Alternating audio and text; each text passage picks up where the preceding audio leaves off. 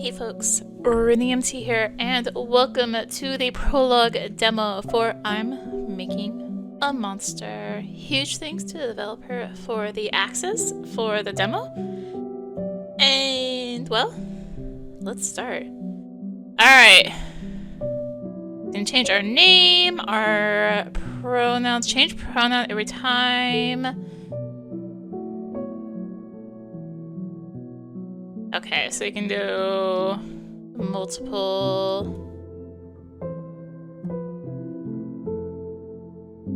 That's weird. Every time, every scene.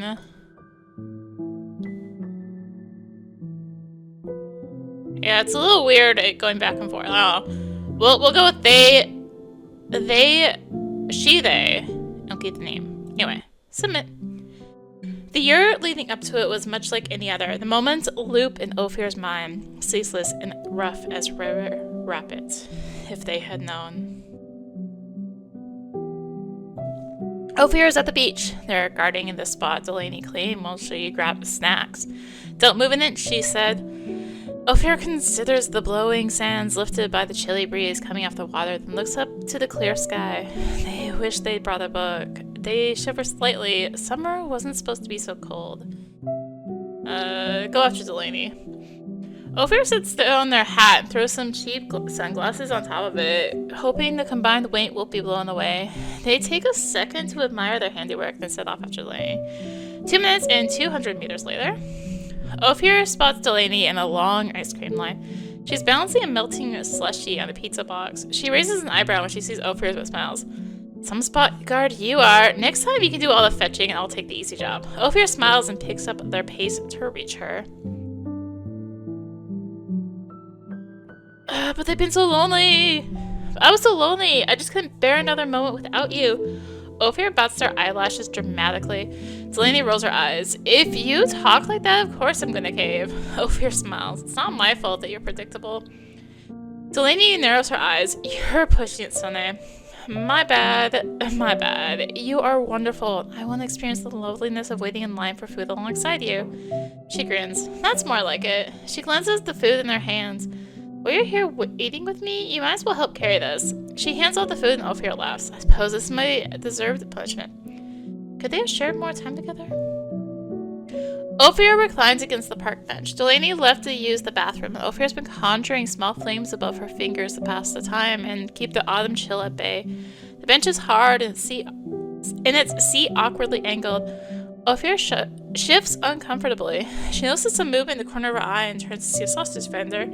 A sign proclaims the sale of homemade apple cider. Homemade apple cider. Get apple cider. Ophir gets up and stretches her arms up, loosening the stiffness inflicted by the bench. Delaney probably likes apple cider, but really, any excuse to leave the bench is a good one. The line at the cart is short. After a few minutes, Ophir returns to the bench holding 2 steaming paper cups. Delaney's back is standing rather than confronting the bench. Ophir smiles and hurries over. Could she have stopped it? It's New Year's Eve and Ophir's at Abella's. They're chatting with Max about their new job. Corey comes by with champagne flutes. I don't know what Delaney is doing in the kitchen, but she's said to disturb her at your peril. Max laughs and takes the proffered glass. Will you take a look then? Leave Delaney to her devices. I don't know, last time I pushed her, she made good on the threat. What happened? Max asks, wide-eyed. Ophir looks away sheepishly. I don't want to talk about it. Max turns to face the others. Abella? If Ophir doesn't want to talk about it, then you won't hear it from me. Corey? I'm so glad you asked. Corey! Abella groans. Come on, it wasn't that bad. You don't really mind, do you, Ophir? You do mind, actually. No, I do mind, Ophir says. Oh, my bad then. Corey frowns. I didn't mean to make you uncomfortable. Ophir smiles. No harm done. Anyone want to bet on what Delaney is up to in the kitchen? Max asks. Conversation flows to other places from there. Is everything inevitable? There are fresh tulips on the windowsill. I read there, like they are, and I was very confused for a moment. There are fresh tulips on the windowsill. Delaney brought them over. She said they were the first blooms of the year. She left a few minutes ago and Ophir is cleaning up the dishes from the shared lunch. They had bickered. They had bickered amicably over lunch. Delaney pestering Ophir about her love of bad movies, and Ophir calling out her love of other equally bad movies. The room feels emptier now that she's gone. Finish your chores. Ophir refocuses on the dishes. She can call Delaney later. But later? But later never comes. Ophir won't speak to Delaney again. A month passes. There are many monsters in our stories. Some come from folklore and seek to tempt, harm, or devour. Others come from history. They have already tempted, harmed, and devoured. Stories. All stories are true, but to a degree which may vary, and like all stories, this one is true in all the ways that matter. It's a story with a villain who tempts and harms and devours. All monsters leave scars upon us, though the scars themselves vary. And these scars sometimes birth their own monsters. Monsters born of our skin, of our pain, of our isolations. Scars. There are many monsters in our story. Scars are raw or scabbed or healed, somewhat independent of time. Depth has more to do with it than freshness. The scars that run deep can cut more than anyone might realize. Ophir Sonne has a raw and angry scar. It itches and bleeds her soul. No matter how she howls, it will not cease its scratching. Then one day, Ophir has been shut in their room for a month. They have not eaten a proper meal in more than a week. They have only drunk water under extreme duress. Today, Ophir opens the door to their room of their own volition, a rare occurrence their friends will be equally excited and nervous about, and stumbles from its dark depths with a dehydrated wobble to their step. Fumbling for some scrap paper and tearing off the lid of a pen, Ophir drops onto a stool and begins to sketch. Fervor and ink slather onto page after page in unsteady strokes. Hours later. After hours, during which friends come over and find Ophir and are relieved to see them out of their room, and distraught again to find Ophir unable to tear themselves from their work, Ophir holds up a final page of formulas and diagrams. Wallow in despair. No, they say, I'm not certain it can be done. Ophir slumps on their stool, resting their forehead against the desk. What can't be done? Ophir jumps at the sound, almost falling over in the process. They had not noticed the friend that crept in the kitchen while they worked. Abella leans out from the doorway, mixing bowl in hand, trying to hide her worry behind a smile. Ophir picks themselves up. They've never failed before, so why start believing they might now? Oh, Abella, they say. I'm trying to make something unlike anything I've made before. Abella continues stirring, waiting. She has played this game before. Make something beautiful. I'm making Ophir continue something beautiful. Abella raises an eyebrow. Tell her the truth. I'm making a monster. The end. Oh, okay. Ah! No! My mouse is being weird because it was out. Consider a wish list. We hope you enjoyed this prologue of I'm Making a Monster. Please leave a review, let us know what you think. So, help feed our dogs. If they had known. Wait. Fear lies back and closes their eyes. Why not let themselves pamper for once? Could they have shared more time together? Aha. Keep waiting. Ophir doesn't really like apple cider and can't remember Delaney's opinion on it. Getting up for something no one wants is an unnecessary hassle. After some time, Delaney returns. Shall we? She asks. Ophir leans back on the terrible bench. I'm not sure. I was just figuring out the ideal position to not be incredibly uncomfortable on this demonic piece of wood. Delaney smiles. I'll leave you to it then. Or she asks. Or you could help me exorcise the demon and we could trap and study them. You've got my attention. What do we need for an exorcism? Exorcism time. To begin an intense and leisurely walk and talk, speculating on demons, exorcisms, and summoning circles. I don't think we need to give up just because there aren't any recorded sightings of demons, or any proof of their existence.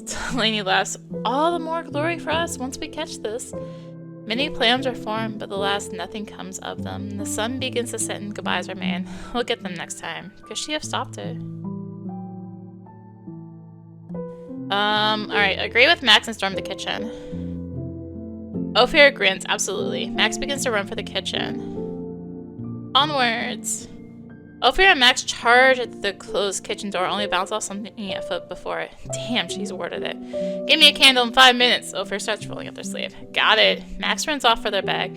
As Ophir examines the words, Corey saunters over. Are you sure you want to do this? Absolutely. Of course, they turn and shout, Max, where are we on those candles? 1 minute. It's your funeral. Then he turns and wanders back to Abella. Max returns a moment later with a candle and Ophir gets to work. 5 minutes and 1 candle later. The kitchen door unlocks with a soft pop. Ophir and Max look at each other before Max grins and pushes it open. Delaney is standing in the middle of the room, hands covered in glitter, raising an unimpressed eyebrow. Why am I not surprised? Ophir laughs. You were goading Max. I just came to help with the words. Maybe I was. She smiles back. Max is over by the cauldron on the Bella stove. What is this? Then they notice the smell. Ophir takes a deep breath, scenting berries and ozone. You didn't. I did, she says. And since you barged in, neither of you are getting any. It's a memory spell, Ophir explains to Max, who hadn't studied potions. One of friendship. It reminds of good times now past and solidifies the night you drink for you to cherish. It's a lot of work. That's so sweet, Delaney. Too bad you both won't be partaking of them. She sniffs, but Ophir is still smiling. They know that this time Delaney doesn't mean it. One candle wax cleanup later. I got an achievement for that? Ophir was right, but Delaney begrudgingly shares her potion. What follows is a night of reminiscence and wonder. It's a night that will stay with all of them for a very long time. Is everything inevitable? They had argued over the components of a new spell, and Delaney had said something hurtful. Flowers and lunch were an apology. The room feels emptier now that she's gone. Call her. Ophir picks up the phone and rings Delaney. She picks up after a few seconds longer than usual. Sorry, couldn't find my headphones. What's up? I was just thinking if you wanted to chat a bit longer. He laughs. You're seeing me on Thursday. The two chat for the rest of her trip home. They discuss an album release, a controversial new toy line, and the merits of different flowers in strength-increasing potions. But Thursday never comes. Ophir won't see Delaney again. Harm. The wounds monsters inflict are deep and slow to heal. They're often easy to ignore, despite how their edges fester and rot. We were tempted, we are harmed, we will be devoured. All monsters leave scars upon us, though the scars themselves vary. And these scars sometimes birth their own monsters. Monsters born of our skin, of our pain, of our isolation. Birth. Monsters born of us contain us within them. Their eyes are mirrors and we tremble in their sight. Sometimes we create the monster. Sometimes we become it. Ophir Sonia has a raw and angry scar. It just bleeds her soul. Ophir has been shut in the room. Hours later. Wallow in despair.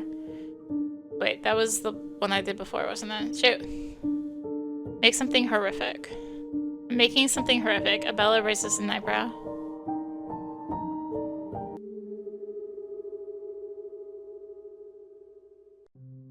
Okay, well, definitely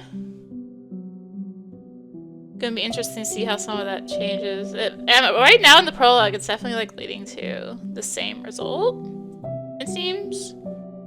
But anyway, that is the quick little demo prologue for I'm Making a Monster. Go wishlist the game, go play the demo, and thank you for watching. If you enjoyed the video, consider tossing a like, comment, subscribe, maybe click the bell for notifications. Also be sure to check out the description below, various links, social media, Discord, come hang out, get notifications there as well. And until next time, this is rinimt signing out. Bye!